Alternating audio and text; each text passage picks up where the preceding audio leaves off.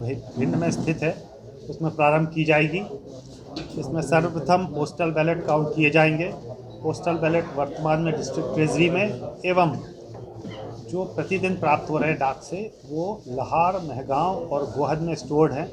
ये सभी कल कैंडिडेट्स की निगरानी में ITI स्थित पोस्टल बैलेट के स्ट्रॉन्ग रूम में रखे जाएंगे और उनकी निगरानी में ही से सील किया जाएगा। पोस्टल बैलेट के स्ट्रॉन्ग रूम को और EVM के स्ट्रॉन्ग रूम को दिनांक 3 तारीख को 8 बजे के पूर्व जो समय नियत किया गया है विभिन्न रिटर्निंग ऑफिसर्स ने अपने कैंडिडेट्स के साथ मिलकर उसमें खोला जाएगा। काउंटिंग सर्वप्रथम पोस्टल बैलेट से प्रारंभ की जाएगी। 8 बजे से आधे घंटे तक पोस्टल बैलेट की काउंटिंग चलेगी।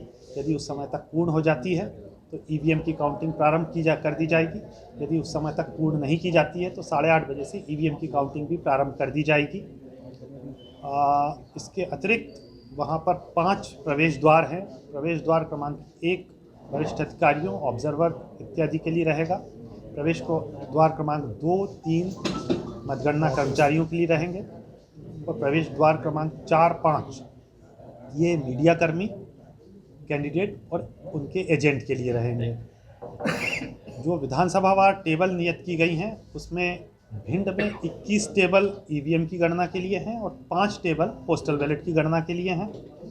लाहार में 16 टेबल EVM की गणना के लिए हैं और 3 टेबल पोस्टल बैलेट की गणना के लिए हैं। अटेर में 21 टेबल EVM की गणना के लिए और 3 टेबल पोस्टल बैलेट की गणना के लिए। महगांव में 18 टेबल EVM की गणना के लिए और 3 टेबल पोस्टल बैलेट की गणना के लिए और गोहद में 14 टेबल EVM की गणना के लिए और 3 टेबल पोस्टल बैलेट की गणना के लिए निर्धारित की गई हैं।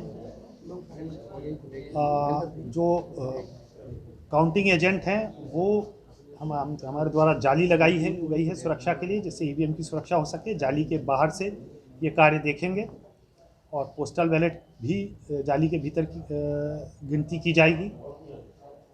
बाद में जो VVPAT की स्लिप गिनती की जाएंगी, 5 प्रति कॉन्स्टिट्यूएंसी VVPAT गिनती की जाएगी, जिससे कि ये संतुष्टि हो सके कि VVPAT का परिणाम और EVM का परिणाम एक सा है। ये 5 VVPAT प्रति कॉन्स्टिट्यूएंसी गणना भी एक विशेष रूप से बनाए गए पिंजरे के भीतर की जाएगी, जिससे कि VVPAT की स्लिप इधर उधर ना हो सके।